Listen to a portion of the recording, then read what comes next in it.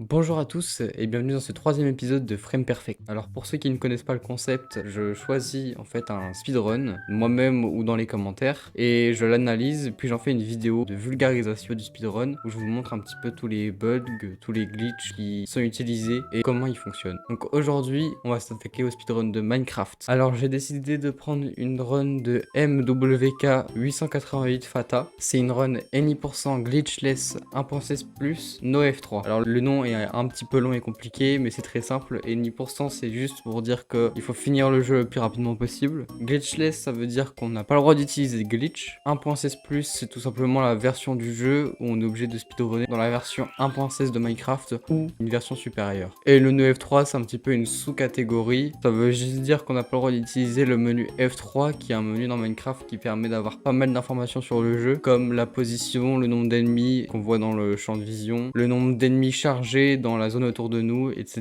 etc. Donc ce speedrun a été réalisé en 9 minutes 57 secondes et 18 millisecondes sur la version Java du jeu. Donc j'ai séparé la run en 3 parties. Tout d'abord le start, on va récupérer les premières ressources dont on aura besoin pour continuer le speedrun. Ensuite le Nether, là où on va récupérer les Ender Pearls et les Blaze Rods pour se rendre à la dernière partie du jeu. L'End, on va se fight contre l'Ender Dragon pour terminer la run. Minecraft est un jeu très aléatoire, ce qui fait que chaque monde est différent, et donc la première chose à faire, c'est trouver une map qui va être proche de l'océan. Parce que dans l'océan, on peut trouver des épaves dans lesquelles il y a pas mal de ressources. Donc la première chose qu'on va devoir faire, c'est trouver un océan avec une épave à l'intérieur. Une fois qu'on a trouvé une map avec une épave, on peut récupérer du bois pour se faire une table de craft qui va nous permettre de créer une hache en bois, des bâtons, une porte pour plus tard et un bateau pour se rendre à l'épave. Ensuite, une fois à l'épave, on va devoir fouiller dans un coffre dans lequel il y a plusieurs ressources, mais celle qui nous intéresse le plus, nous, c'est les lingots de fer. Donc une fois qu'on a récupéré tout le fer, on peut remonter à la surface, reprendre notre bateau et aller vers une faille qui se trouve au fond de l'océan. Alors pourquoi on veut trouver une faille? Simplement parce qu'au fond des failles, il y a souvent de la lave recouverte d'une couche d'obsidienne et de magma. Et donc ce lac de lave va nous être très utile pour pouvoir nous rendre au Nether. Donc une fois qu'on a trouvé une faille, on va descendre jusqu'au sol de l'océan et on va poser notre table de craft avec une porte pour pouvoir faire des crafts. Donc on va se crafter un seau ainsi qu'une hache, une pioche et une pelle en fer. Ensuite, on va utiliser le fond marin qui est fait de gravier pour récupérer un silex pour ensuite pouvoir craft un briquet. Une fois toutes ces ressources craftées, on va pouvoir se rendre au fond de la faille. Tout le fond de la faille, comme j'ai dit tout à l'heure, il y a un lac de lave qui va nous permettre de mouler un portail du Nether. Alors dans Minecraft, quand on place une source de lave à côté d'une source d'eau, on peut créer un bloc d'obsidienne sans avoir besoin d'utiliser une pioche de diamant. Donc du coup, on va jouer avec l'eau de l'océan pour placer des sources de lave correctement et créer de l'obsidienne aux bons endroits pour former un portail et ensuite plus qu'à l'allumer avec le briquet pour se rendre dans le Nether.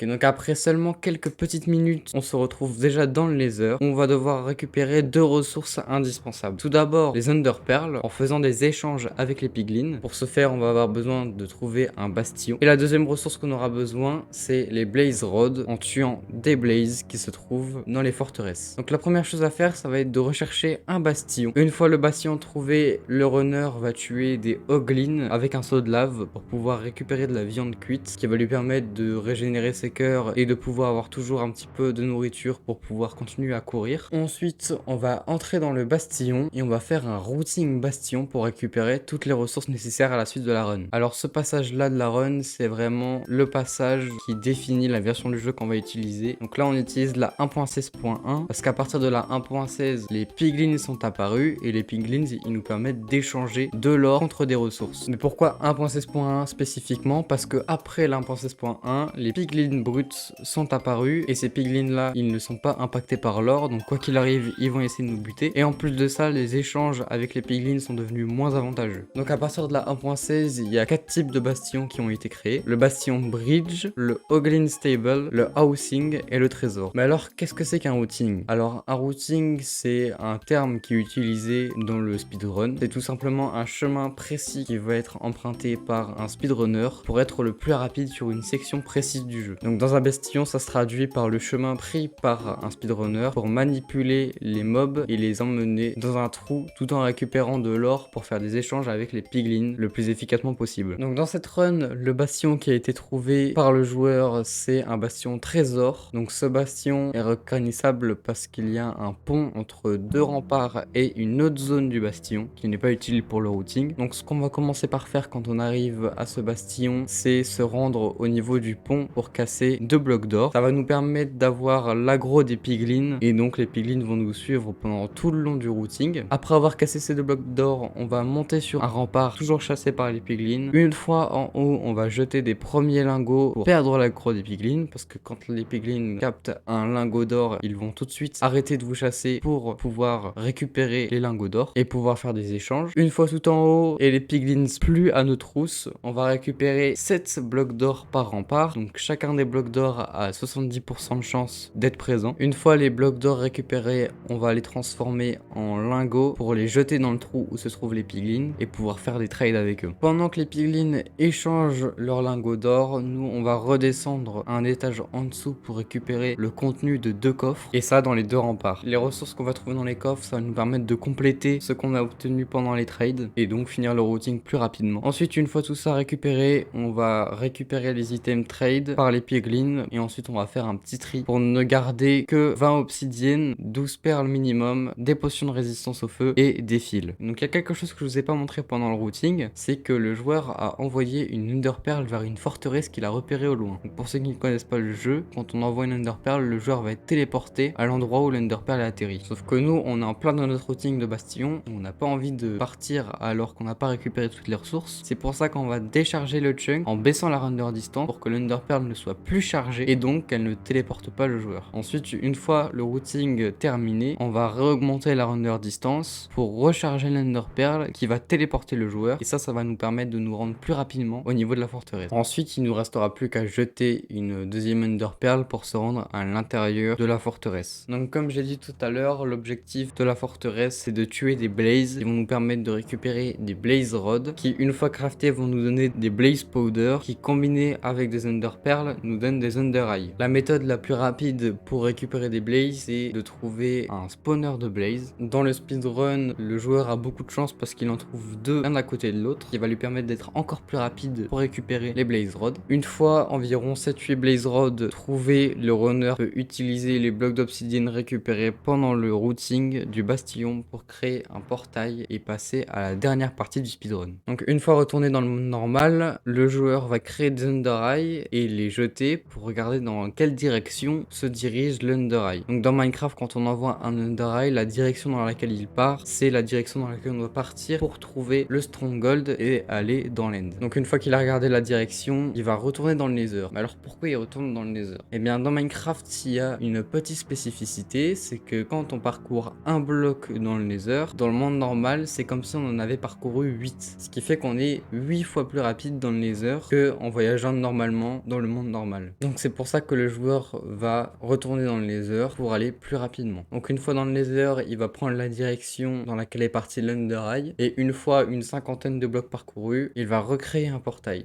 Ensuite, après avoir traversé le portail, il va poser une table de craft pour créer des lits avec les fils qu'il a récupérés pendant le routing du bastion. Donc vous verrez plus tard à quoi servent les lits. Après avoir fait ça, il descend dans le Stronghold en minant sous ses pieds. Une fois dans le Stronghold, il va rechercher le portail de l'End et l'ouvrir avec seulement 10 Ender Eye alors que normalement dans le jeu, il en faut 12 mais à certains moments, le portail il a déjà quelques yeux de placés et donc ça permet d'avoir moins d'Under Eye à poser sur le portail. Une fois arrivé dans l'End, le speedrunner va réaliser un one cycle. Donc alors comment réaliser cette technique? C'est très simple. Dans l'End, si on essaie de dormir dans un lit, le lit va exploser. Donc si on utilise cette propriété, on va pouvoir tuer le dragon en un seul cycle. Donc pour pouvoir tuer l'Ender Dragon, on va attendre que le dragon perche. Donc c'est le cycle dans lequel il descend au milieu de la zone de fight du dragon. Une fois qu'il perche, on va placer un bloc d'obsidienne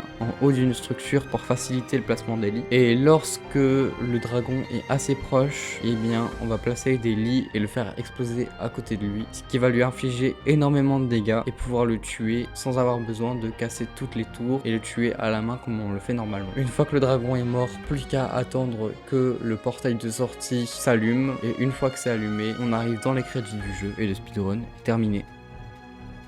Merci à tous d'avoir regardé cette vidéo, j'espère qu'elle vous a plu. N'hésitez pas à mettre un commentaire pour me dire quel speedrun est-ce que vous voulez que je documente la prochaine fois. Si vous voulez m'aider, n'hésitez pas à liker et à vous abonner à la chaîne, ça me ferait extrêmement plaisir. Encore une fois merci, salut!